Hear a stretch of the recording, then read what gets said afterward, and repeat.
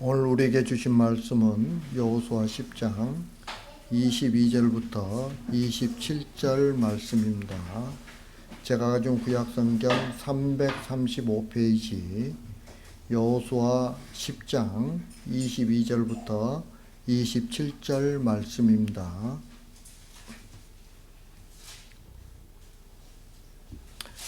다 찾으셨으면 우리 한 절씩 교독하겠습니다. 제가 먼저 읽겠습니다.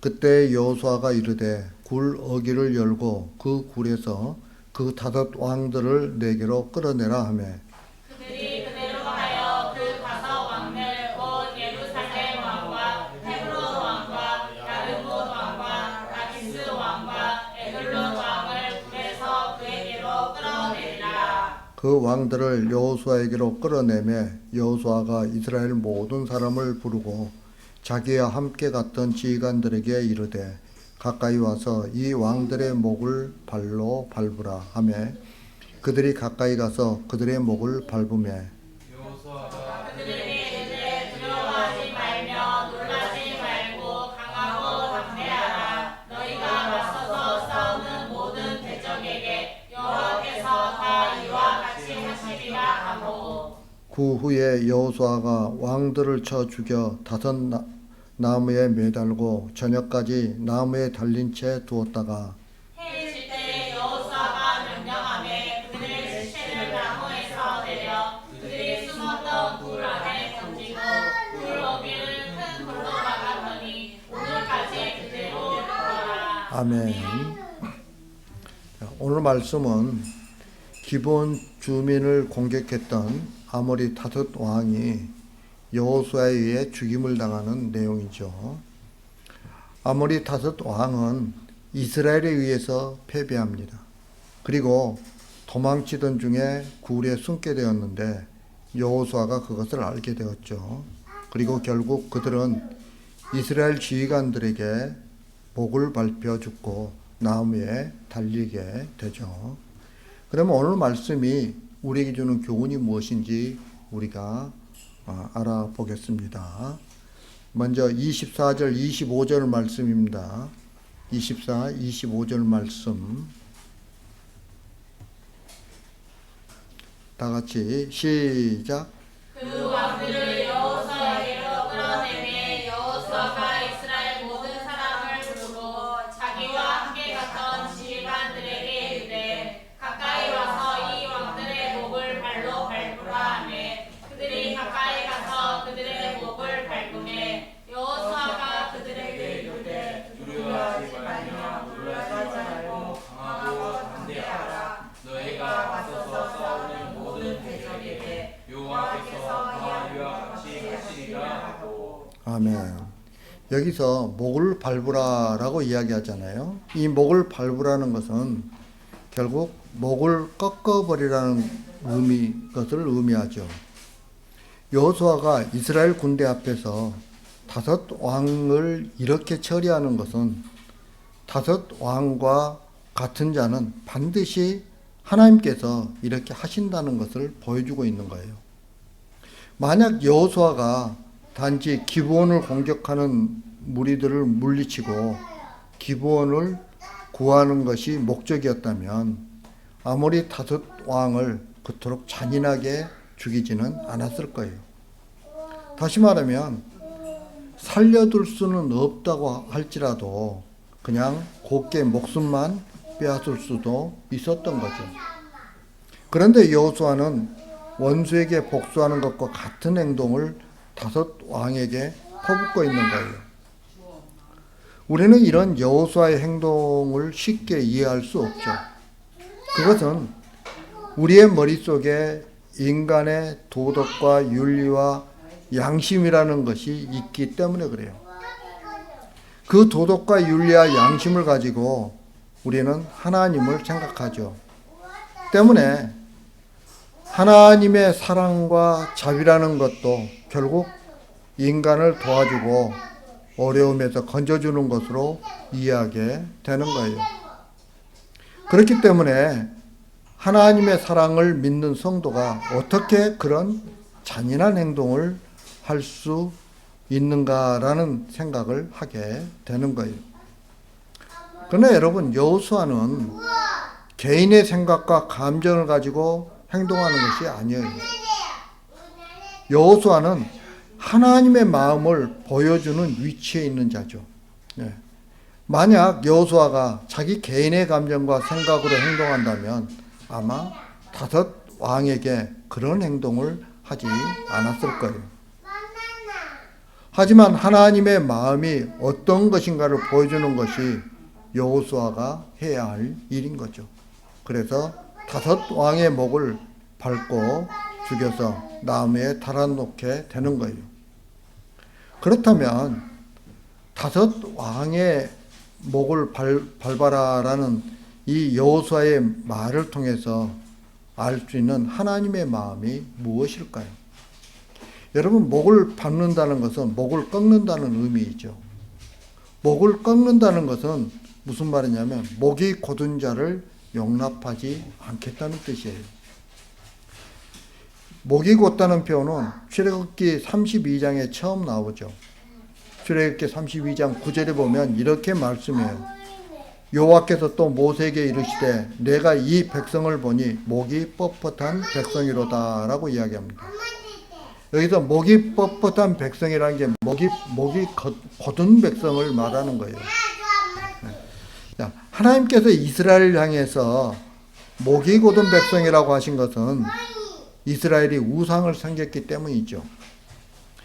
이스라엘이 우상을 섬긴 동기는 모세가 시내산에서 늦게 내려왔기 때문이에요. 40일에도 내려오지 않았잖아요.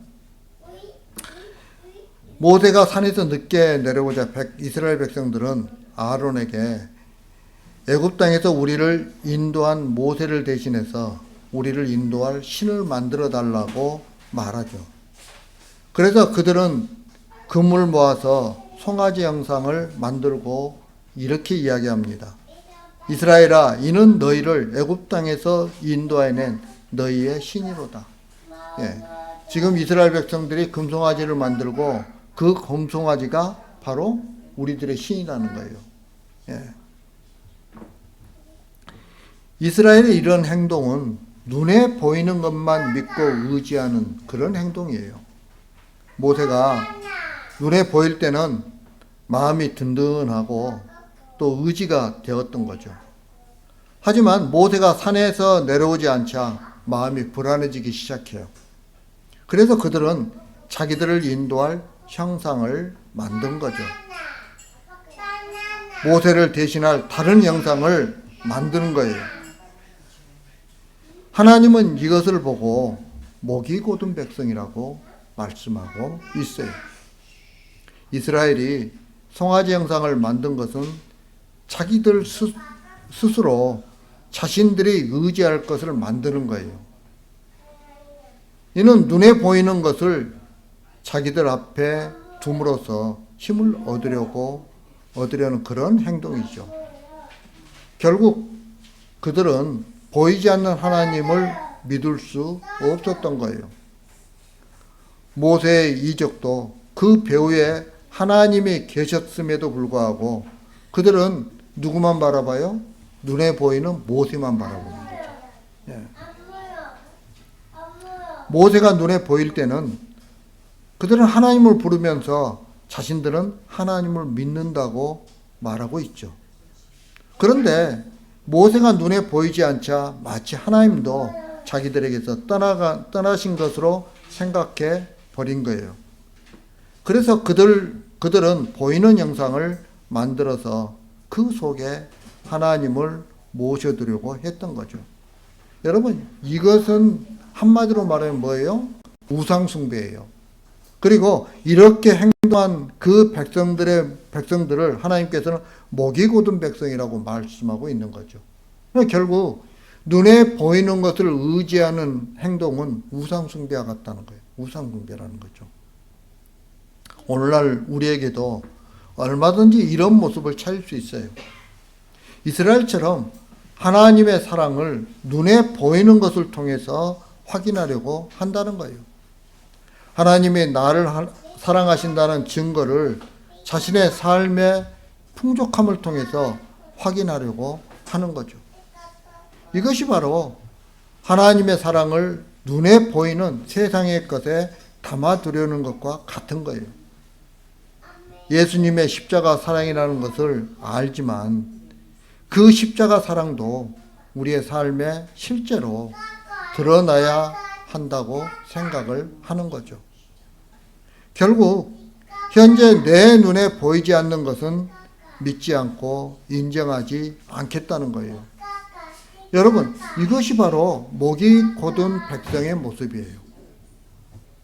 세상은 오직 보이는 것만 믿을 뿐이죠. 신이라는 존재 역시 보이는 것을 통해서 확인하고 증명하려고 하는 거예요. 그래서 어떻게 합니까? 불상들 갖다 아시아에서 제일 큰 불상을 만들어 놓기도 하고요. 또 예수님 상을 갖다가 크게 만들어 놓잖아요. 예. 눈에 보이는 것이 그러면 마치 내 믿음도 커지는 것처럼 생각을 하는 거예요. 예. 보이는 것을 통해서 증명되지 않는 것은 실존하지 않는 것으로 여기는 거죠. 이런 사고방식으로 우리는 복음을 생각해요. 그래서 복음을 교회 부흥이나 자기 성공으로 연결지어서 생각하게 되는 거죠. 교회가 복음을 제대로 증거하면 부흥되고 복음으로 살아가면 물질의 복을 받게 되어 있다고 생각을 하는 거예요. 하지만 아무리 교회에서 십자가를 전해도 교회가 부흥되는 것이 아니죠. 오히려 부흥되지 않는 경우가 대부분이에요. 그런데도 우리는 복음을 전하면서 교회의 부흥을 눈으로 확인하려고 하는 거예요. 여러분, 이것이 바로 복음의 증거를 교회 부흥이라는 눈에 보이는 현실과 관계에서 생각하고 있다는 거죠.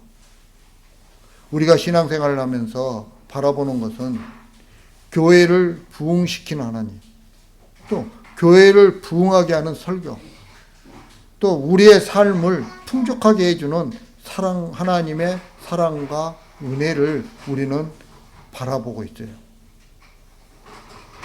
이처럼 하나님의 모든 것을 오로지 눈에 보이는 현실을 통해서 확인하려고 하는 거죠. 여러분, 이것이야말로 보이지 않는 것은 믿지 않겠다는 목이 곧은 모습인 거죠. 그리고 하나님은 이런 자는 결코 용납하지 않겠다는 것을 아모리 5 왕들과의 연합을 배신하고 이스라엘과 파친했다는 이유로 싸웠던 아모리 5 왕들을 목을 밟음으로써 보여주고 있는 거예요. 여러분, 아모리의 5 왕들은 자기들의 힘을 믿었어요. 이스라엘의 배후에 있는 하나님은 생각하지 않았던 거죠. 하나님이라는 신보다는 자신들이 소유하고 있는 힘을 최고로 여겼던 거예요. 여러분, 이것이 바로 목이 곧은 모습인 거죠. 신명기 9장 6절에서는 이렇게 말씀하고 있어요. 그러므로 내가 알 것은 내 하나님 여호와께서 내게 이 아름다운 땅을 기업으로 주신 것이 내 공의로 말미암음이 아니라 너는 목이 곧은 백성이니라. 그러니까 이스라엘 백성들에게 가나안 땅을 준 것은 이스라엘 백성들이 공의롭기 때문에, 의롭기 때문에 가나안 땅을 주신 게 아니라는 거예요. 이스라엘 백성들은 목이 곧은 백성들이라는 거예요. 예. 그래서 그들이 그 목이 곧은 백성임에도 불구하고 가나안 땅에 들어간 것은 하나님의 은혜라는 거죠. 예. 그렇다면 이스라엘은 하나님의 은혜로 사는 자가 되어야 하는 거죠. 목이 곧은 자가 가나안 땅에 들어오게 되었다는 것으로 감사하며 사는 자가 되어야 하는 거예요. 그렇다면 그들은 하나님의 은혜 안에 산다는 것을 어디에서 확인할 수 있을까요? 가나안 땅에서 부강해지는 것으로, 잘 살고 힘있고 이런 것으로 확인되어지는 것이 아니에요.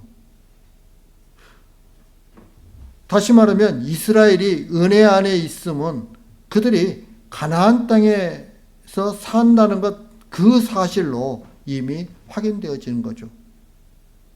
그러나 이스라엘이 눈에 보이는 것을 바라보게 될 때 하나님의 은혜를 보이는 것을 통해서 확인하게 되는 거죠.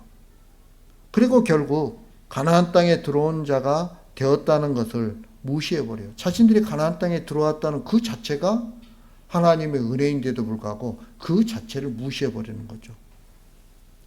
여러분, 오늘 우리들이 사는 이 세상에도 보기에 힘이 되고 소망이 될 만한 것들이 많이 있어요.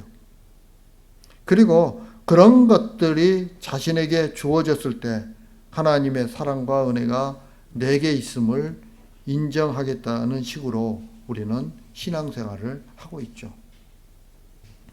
이런 사람들은 잘 사는 이웃을 보면서 하나님께 이렇게 아마 불평을 할 거예요. 하나님, 저는 열심히 교회를 다니고 또 죽도록 헌금을 했는데 나에게 돌아온 것이 아무것도 없어요. 하나님, 이래서 되겠습니까? 라고 하나님 앞에 불평하기도 하겠죠. 여러분, 이것이 바로 보이지 않는 하나님은 무시하고 보이는 것만 인정하고 살아가는 목이 곧은 모습이라는 거예요. 여러분, 이스라엘은 목이 곧은 백성이에요. 그렇다면 아무리 다섯 왕처럼 하나님에 의해서 목이 밟혀야 할 사람들이죠. 그런 이스라엘은 목이 밟히는 것이 아니라 오히려 목을 밟는 자의 위치에 있는 거예요. 여러분, 왜 그럴까요? 하나님의 은혜 때문에 그런 거예요. 나는 목이 밟혀야 할 사람인데도 불구하고 목을 밟는 자의 위치에 있는 거예요. 내가 잘나서, 내가 다른 사람들보다 봉사를 더 많이 해서, 내가 다른 사람들보다 성경을 더 많이 읽어서 경건한 생활을 해서, 그게 아니에요. 오로지 나의 행동과는 전혀 관계없이 하나님의 은혜로 그렇게 되었다는 거예요. 여러분, 어린 양의 피로 인해서 살아난 자들이 누구예요? 이스라엘이에요. 6월절에. 그죠? 애굽에서 그들이 탈출할 때 어린 양의 피로 인해서 살아난 자들이에요. 때문에 하나님께서는 이스라엘에게 있는 어린 양의 피를 보시고 그들을 가나안 땅에 들어가게 하신 거예요. 따라서 이스라엘은 보이는 것을 의지하고 의로 삼는 자들이 아니라 어린 양의 피를 의지하고 어린 양의 피만 의로 내세워야 하는 그런 사람들인 거죠. 그것을 다섯 왕의 목을 밟으면서 확인해야 했던 거예요. 우리가 바로 하나님에 의해서 목이 밟혀야 할 목이 곧은 백성이라는 것을 자각해야 했던 거예요. 자기 목을 밟는 그 심정으로 아무리 다섯 왕의 목을 밟아야 했던 거죠. 그래서 여호수아는 다섯 왕의 목 밟기를 두려워하지 말라고 말합니다. 그리고 또 뭐라고 이야기합니까? 마음을 강하게 하고 담대하게 해서 목을 밟으라고 말하고 있죠. 하나님께서 너희와 더불어 싸우는 모든 대적에게 이같이 하실 것이라고 말하고 있어요. 다시 말하면 목을 밟는 것은 하나님의 마음이라는 거예요. 이스라엘이 하나님의 마음을 안다면 얼마든지 다섯 왕의 목을 밟을 수 있다는 거죠. 이스라엘에게 중요한 것은 하나님의 마음을 아는 거예요. 하나님의 마음을 알 때 세상의 악함과 나의 악함이 보이는 거죠. 그렇기 때문에 세상에서 힘이 되는 것을 부인하고 사는 것은 하나님의 마음으로 살 때만 가능한 거예요. 그리고 그 마음이 곧 강하고 담대한 마음인 거죠. 우리는 이런 마음으로 신앙생활을 해야 한다는 거예요. 이제 말씀을 마치려고 합니다. 사랑하는 성도 여러분, 우리가 밟아야 할 자로, 우리가 밟아야 할 자는 바로 우리 자신이라는 거예요. 예. 하나님을 말하면서도 세상에 보이는 것으로부터 벗어나지 못한 채 살아가는 자신의 죄인됨을 고백하면서 우리는 주님께 나와야 하는 거예요. 우리가 십자가 앞에 섰을 때 뭐가 보일까요?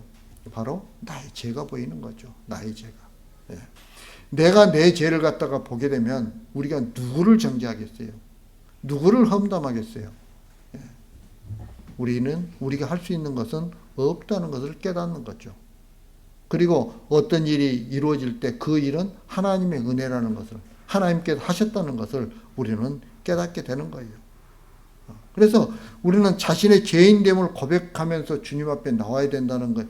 죄인됨을 고백함으로써 우리의 신앙생활이 시작된다고 생각하면 되는 거예요. 그렇게 주님 앞에 나왔을 때 그리스도의 보혈로 용서받는 기적의 세계가 일어나게 되는 거죠. 그리고 그리스도의 보혈만 자랑하게 되고 누구든지 인간의 의를 드러내 보이는 것으로 하나님의 은혜를 확인하려고 하는 것에 대해 용납하지 않게 되는 거예요. 여러분, 우리가 뭘 간증해야 될까요? 하나님, 내가 부자가 된 걸 간증해야 됩니까? 그거 아무것도 아니에요.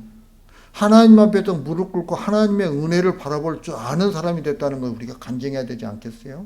예. 그렇게 될 때 우리는 어떻게 될까요? 강하고 담대함으로 하나님의 마음을 아는 자로 우리가 이 땅에 살아가야 되는 거예요. 바로 이런 삶을 사는 저와 여러분들이 되길 주님의 이름으로 축복합니다.